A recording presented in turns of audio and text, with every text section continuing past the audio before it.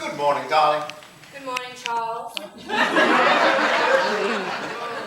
Yes, it certainly is. Edith is keeping your breakfast hot. You better ring.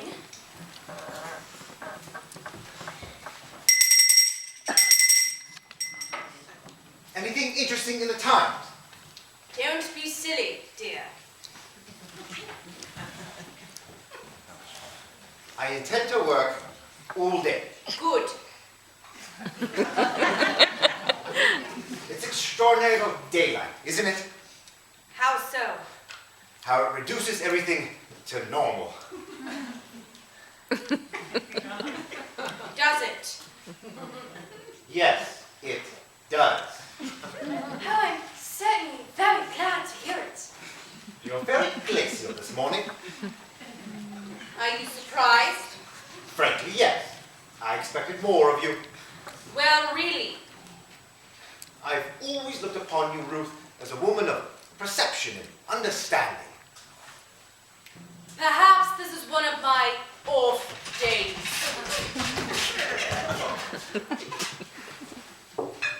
Good morning, Edith. Good morning, sir. Feeling fit? Yes, sir. Thank you, sir. Good. How's cook? I don't know, sir. I haven't asked her. Well, you should. You should begin every morning by asking everyone how they are. It oils the wheels. Yes, sir. Greet her from me, will you? Yes, sir. That'll be all for the moment, Edith. Thank you. Yes, sir.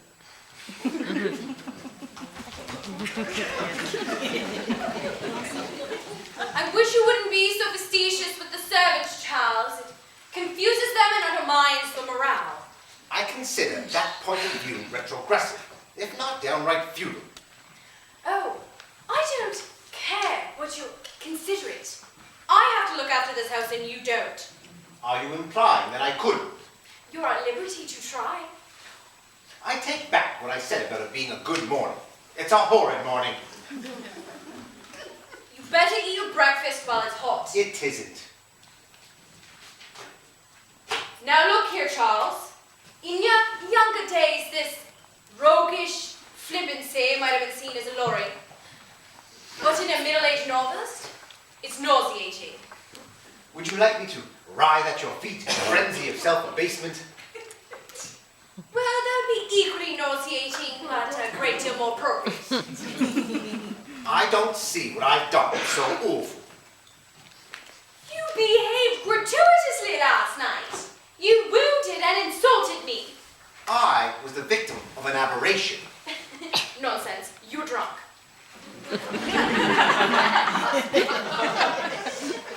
Drunk. You had 4 strong dry martinis before dinner, a great deal port and camel after dinner. Oh, and 2 double brandies afterwards. I gave them to you myself. You were drunk. So that's your story, is it? You refused to come to bed last night. And when I finally came down at 3 o'clock in the morning, I found you passed out on the sofa in an alcoholic coma with the fire out. I was not in the least drunk, Ruth. Something happened to me last night. Something very peculiar happened to me. Nonsense. 'Tisn't nonsense. I know it looks like nonsense in the clear, remorseless light of day, but last night it was far from being nonsense. I honestly had some sort of hallucination. I'd really rather not discuss it any further. But you must discuss it. It's very disturbing. Oh, there. I agree with you. It showed you in the most unpleasant light, and I find that extremely disturbing. I swear to you, Ruth, last night during the seance, I was convinced I heard Elvira's voice. But you couldn't have heard her.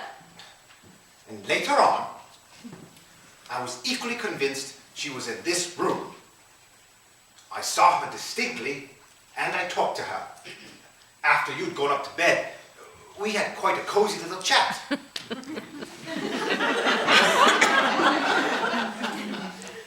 And you seriously expect me to believe that that you weren't drunk.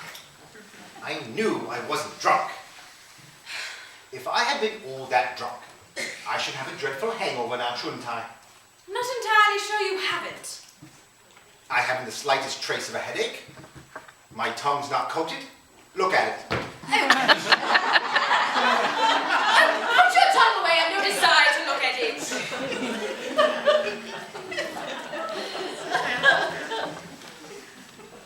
I know what 'tis. You're frightened. Frightened? Rubbish. What is there to be frightened of? Elvira, you would not have minded all that much if I had been drunk. It's only because it's all mixed up with Elvira. Oh, I seem to remember telling you last night that your view of female psychology was rather didactic. I also should have added that it was puerile. That was when it all began. When what all began? We were talking too much about Elvira. It's dangerous to have someone too strongly in your mind when you're dabbling in the occult.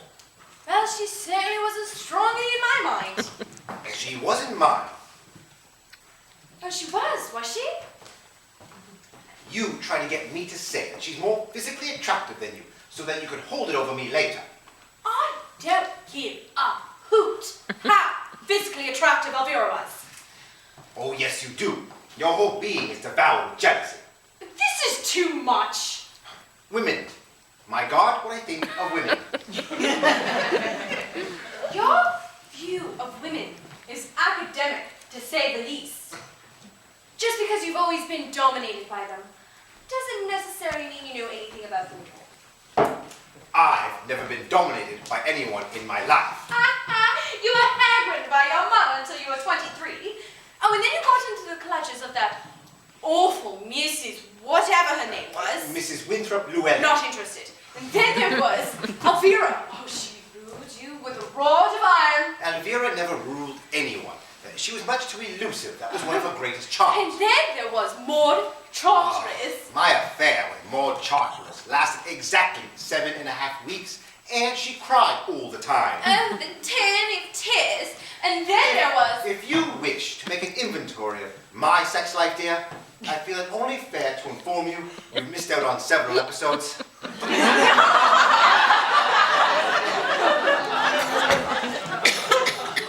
I shall consult my diary and get back to you with a complete list after lunch.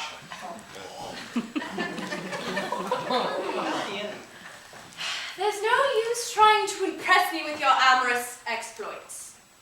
The only woman who's ever tried to dominate me, Ruth, is you. Oh, that? You've been at it your whole life. That is completely untrue. No, it isn't.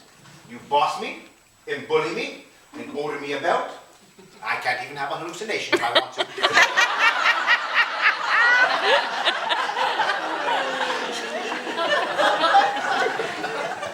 Charles, alcohol will ruin your whole life if you allow it to. Once and for all, Ruth, I wish you to understand that what happened last night had nothing whatever to do with alcohol. Now, you've adroitly rationalized the whole affair to your own satisfaction, but your conclusions are based on complete fallacy. Now, I will grant you that what happened was an aberration, some sort of odd psychic delusion brought on by suggestion or hypnosis. But I was stone cold sober from first to last, and extremely upset to the bargain. You upset indeed. What about me? You behaved with a stolid, obtuse lack of comprehension that frankly shocked me. I believe I behaved remarkably, patiently. Oh, I should know better next time. Instead of offering a kind, gentle, comradely hand to guide me, you shouted staccato orders at me like a sergeant major.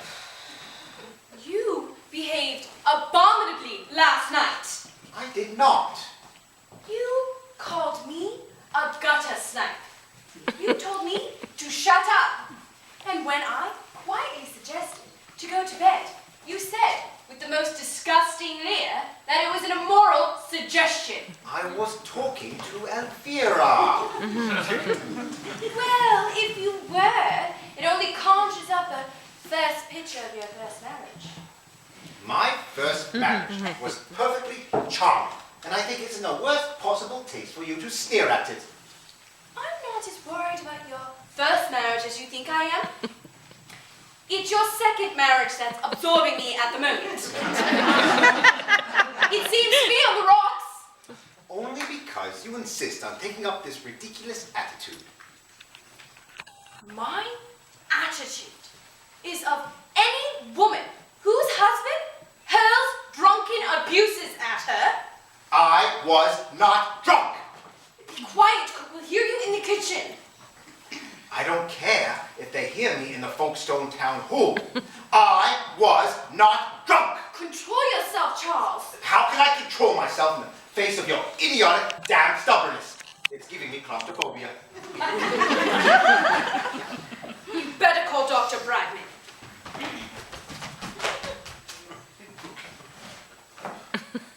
Can I clear, please? Yes, Edith. Cook wants to know about lunch, Mum. Will you be in for lunch, Charles? Oh, don't worry about me, dear. I shall be perfectly happy with a bottle of gin in my bedroom. Don't be silly, dear. Tell Cook to be in, will you, Edith? Yes. Oh, let me get it. Thank you, Mum.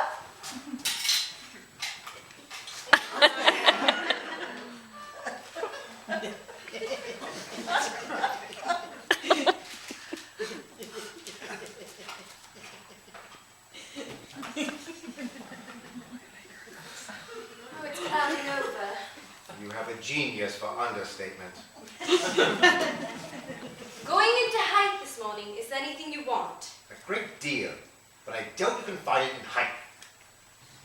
Tell Cook to put Alka-Seltzer down on the list too, will you, Edith? Yes, Em.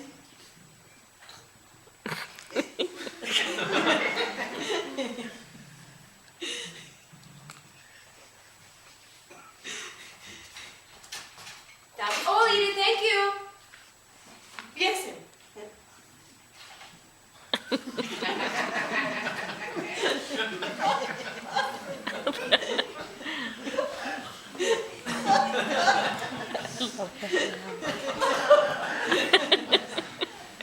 Please, Ruth, be reasonable. I am being perfectly reasonable. I wasn't pretending. I really did believe I saw Elvira. When I heard her voice, I was appalled. But you couldn't have heard her. When I saw her, I had the shock of my life. That's why I almost dropped my gloves. But you couldn't have. I know I couldn't have, but I did. Well, I'm willing to concede that you imagined you did. That is what I've been trying to explain to you for hours. Well, there's obviously something wrong with you. Exactly. There's something wrong with me. There's something fundamentally wrong with me. Yes. That's why I've been imploring your sympathy. Instead, all I got was a sterile temperance lecture. You had been drinking a lot, Charles. There's No no more- denying that. No more than usual.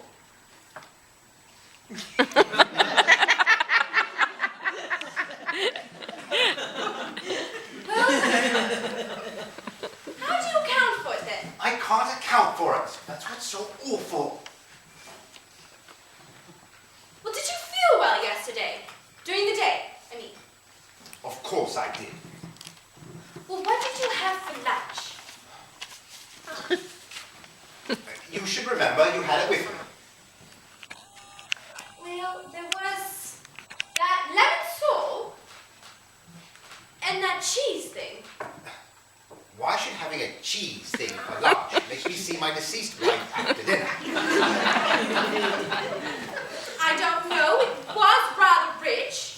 Well, why did you see your dead husband then? You had just as much of it as I did. This isn't getting us anywhere. And it won't, as long as you insist on ascribing supernatural phenomena to colonic irritation. supernatural my grandmother. I admit she would be a lot less agitated. Perhaps you should see a nerve specialist. I am not the least neurotic and never have been. A psychoanalyst, then? I refuse to endure months of expensive torture, only to be told at the end, at the age of 4, I was in love with my rocking horse.